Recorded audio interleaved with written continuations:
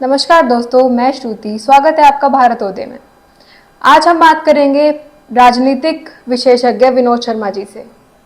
तो आज हम इसी मुद्दे पर चर्चा करेंगे कि इलेक्शन में आरक्षण का कितना रोल है। तो हरियाणा विधानसभा में 90 सीट है, 90 सीट पर चुनाव लड़ा जाता है। तो क्या हर जाति का इंसान, स्त्री, पुरुष, हर कोई 90 सीट पर लड़ सकता है? नहीं, 90 सीट पे सभी नहीं लड़ सकते।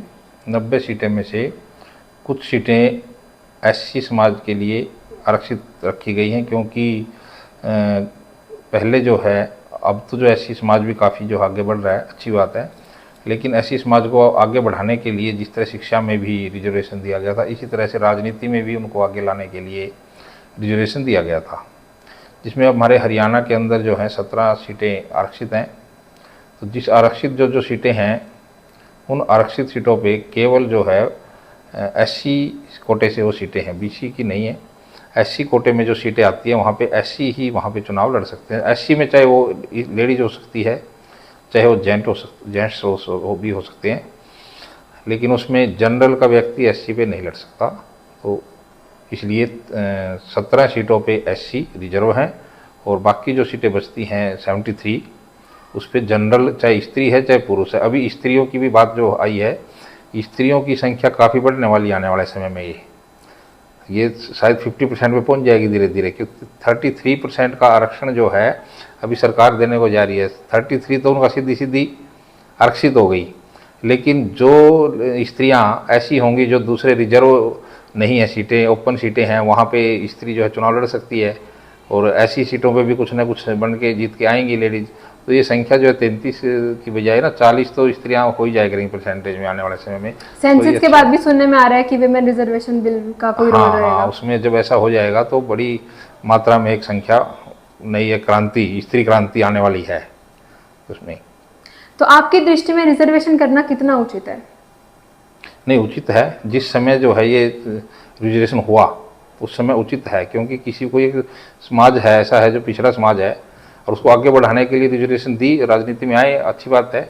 लेकिन मुझे इसमें कुछ खामियां लग रही हैं। जो वैसे तो अपना अपना सरकार भी सोचती होगी, ये जो रिजर्वेशन है ना, 90 हल्के हैं हमारे यहाँ पे हरियाणा में। 90 हल्कों में से हर बार चेंज कर देना चाहिए।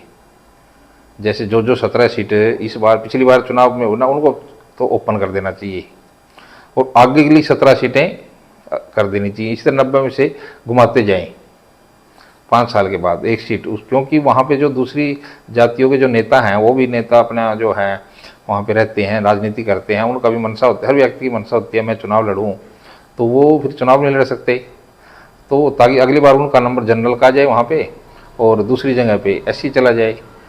तो और एससी में भी मैं तो ये कहूँगा कि जिस व्यक्ति को एक बार एससी में कोटा मिल गया ना, एमएलए बन गया, विधायक बन गया, तो उसके अगली बार उसको टिकट एससी में नहीं मिलनी चाहिए, रिजर्वेशन में वो व्यक्ति चुनाव ना लड़ सके। उसकी एससी में तो रहेगी सीट वो, उससे क्या होगा कि उसी एससी समाज से ना दूसरा व्यक्ति जो है चुनाव लड़ने के लिए उसकी बारी आ जाएगी। नहीं तो होता क्या है, एक व्यक्ति एक बार एससी समाज में सीट पे, आरक्षित सीट पे एक बार विधायक बन गया ना, सारी उम्र वही अकेला ही निकाल देता। क्या रिजर्वेशन का फायदा हुआ? एक ही विधायक बना पाए, 25 और 30 साल खा जाता है एक सीट के वो।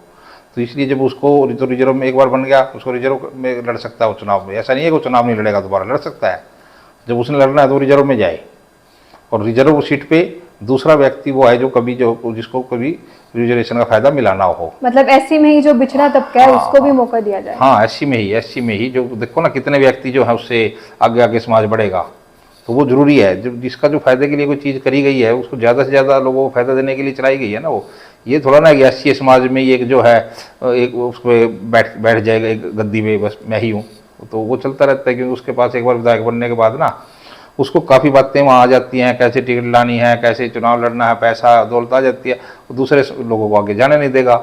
तो इसलिए उसका तो ख़त्म करके रिजर्वेशन ना उस व्यक्ति की दूसरे व्यक्तियों को रिजर्वेशन देनी चाहिए। मेरा तो अपना निजी राय है, मेरे उसमें, और ये सरकार को भी थोड़ा सोचे तो अच्छी बात है। तो जिस भी एरिया में रिजर्व सीट है वहाँ पे जनरल वाला क्या करे, क्योंकि इलेक्शन लड़ने का मन तो सबका करता है। हाँ, इसीलिए मैंने कहा है कि जनरल जहाँ पे हैं, मन करता है उनका, तो इसमें क्या है कि वो व्यक्ति जो जनरल हैं 5 साल के बाद अगर उसको चेंज करते रहेंगे, उसको उम्मीद होगी अब इस बार रिजर्व सीट है, वो अपनी तैयारी करेगा आगे के लिए। मतलब एक रोटेशन साइकिल चलती पता होगा हमारी सीटें ओपन होएगी अगली बार, वो अगली तैयारी वो करेगा।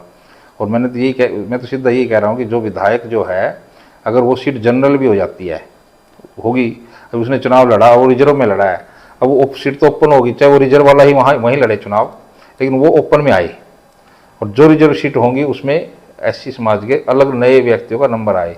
अब पूरे हरियाणा में अगर हम गिनने लग जाए ना, एससी का फायदा किसने लिया, उंगलियों पे गिने जाएंगे एससी के फायदा लेने वाले अभी। और अगर जो है ये जो मैं बता रहा हूँ कि इस तरह से अगर कैटेगरी हो ना, ये संख्या बहुत हो जाएगी।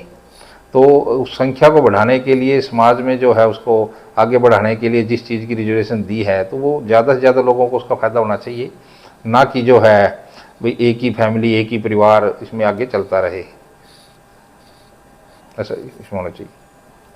तो भारतोदय में आज इतना ही। जुड़े रहिए हमारे साथ भारतोदय में।